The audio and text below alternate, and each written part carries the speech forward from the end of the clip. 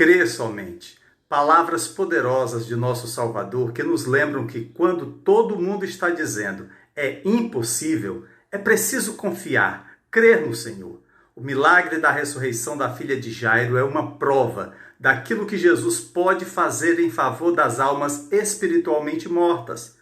Jesus pode ressuscitar homens que estão mortos em seus delitos e pecados, levando-os a andar diante dele em novidade de vida. Ele pode tomá-los pela mão e dizer-lhes: levanta-te, ordenando-lhes que não vivam mais para si mesmos e sim para ele. Esse maravilhoso milagre está registrado nos evangelhos de Mateus, Marcos e Lucas, capítulo 8, versículos 41 a 42 e 49 a 56, que diz: Eis que veio um homem chamado Jairo, que era chefe da sinagoga, e prostrando-se aos pés de Jesus, lhe suplicou que chegasse até a sua casa, pois tinha uma filha única de uns 12 anos que estava à morte. Veio uma pessoa da casa do chefe da sinagoga dizendo: tua filha já está morta, não incomodes mais o mestre. Mas Jesus, ouvindo isto, lhe disse: não temas, crê somente, e ela será salva. Tendo chegado à casa, a ninguém permitiu que entrasse com ele, senão Pedro, João, Tiago, e bem assim o pai e a mãe da menina. E todos choravam e a pranteavam. Mas ele disse: não choreis, ela não está morta, mas dorme. E riam-se dele, porque sabiam que ela estava morta. Entretanto, ele, tomando-a pela mão, disse-lhe em voz alta: menina, levanta-te. Voltou-lhe o espírito, ela imediatamente se levantou, e ele mandou que lhe dessem de comer. Seus pais ficaram maravilhados, mas ele lhes advertiu que a ninguém contassem o que havia acontecido. Glória a Deus! Esse é mais um milagre em que Jesus traz à vida alguém que estava morto. Jesus ressuscita a filha de Jairo.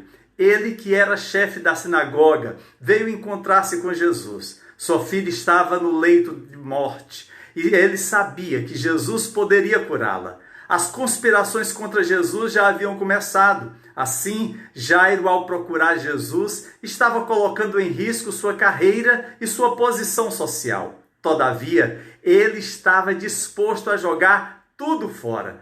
Ele amava a sua filha. Ele estava aflito pela enfermidade dela e colocaria o seu futuro como chefe da sinagoga, a sua fama, ou mesmo o reconhecimento dos líderes que estavam à sua frente como algo de menor valor. Porém, quando se encaminhavam para casa, Jairo recebeu a pior notícia: tua filha já está morta, não incomodes mais o mestre. Notícias como estas constituem o cálice amargo que temos de beber neste mundo. Nenhuma outra coisa fere tanto o coração de uma pessoa quanto a morte e o sepultamento de um ente querido. A morte é realmente um inimigo cruel. Não faz distinção em seus ataques, alcança a mansão do rico e o barraco do pobre. Não poupa os jovens, os fortes, assim como não poupa os mais velhos, os enfermos. Nem todo o dinheiro do mundo, nem toda a habilidade dos médicos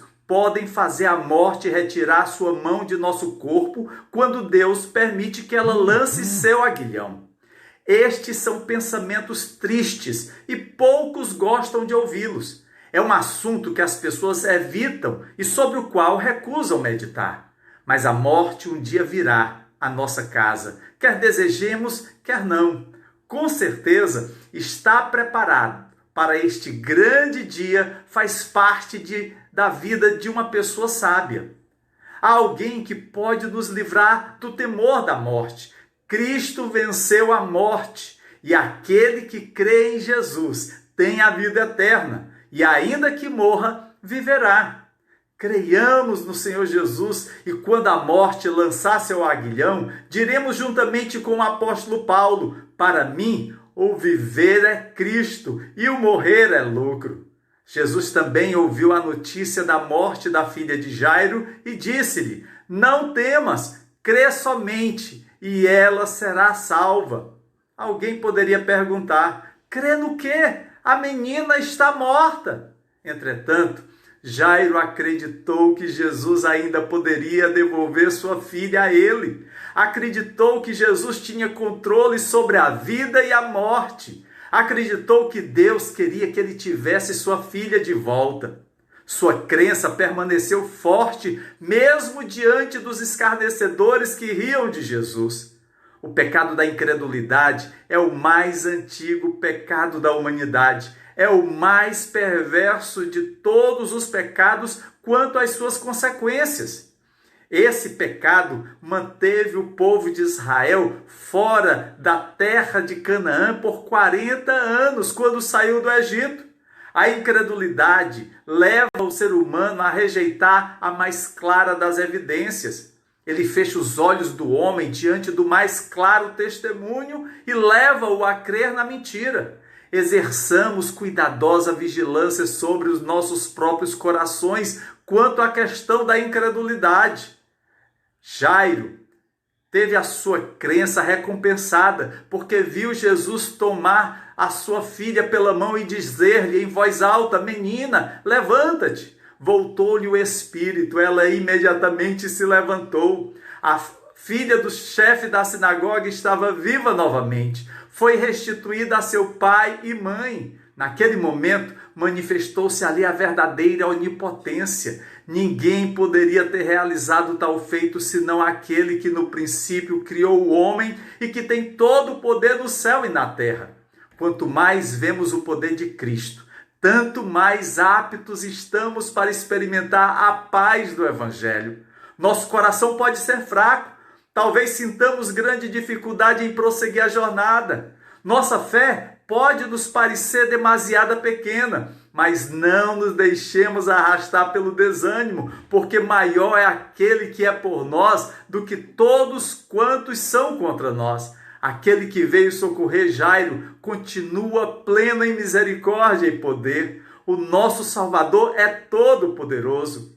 Jairo e sua esposa, ao verem sua filha de volta à vida, ficaram maravilhados. Amado, as coisas acontecidas na casa de Jairo são apenas figuras das que acontecerão no futuro. Em breve virá a hora em que Cristo chamará dos sepulcros todo o seu povo. E como profetizou Isaías, a terra dará à luz os seus mortos. E Cristo os reunirá para que nunca mais estejam separados. Jesus reunirá todo o seu rebanho na mansão celestial e as lágrimas serão enxugadas de todos os olhos, porque Ele vive. Eu posso crer no amanhã. Que Deus te abençoe em nome de Jesus Cristo.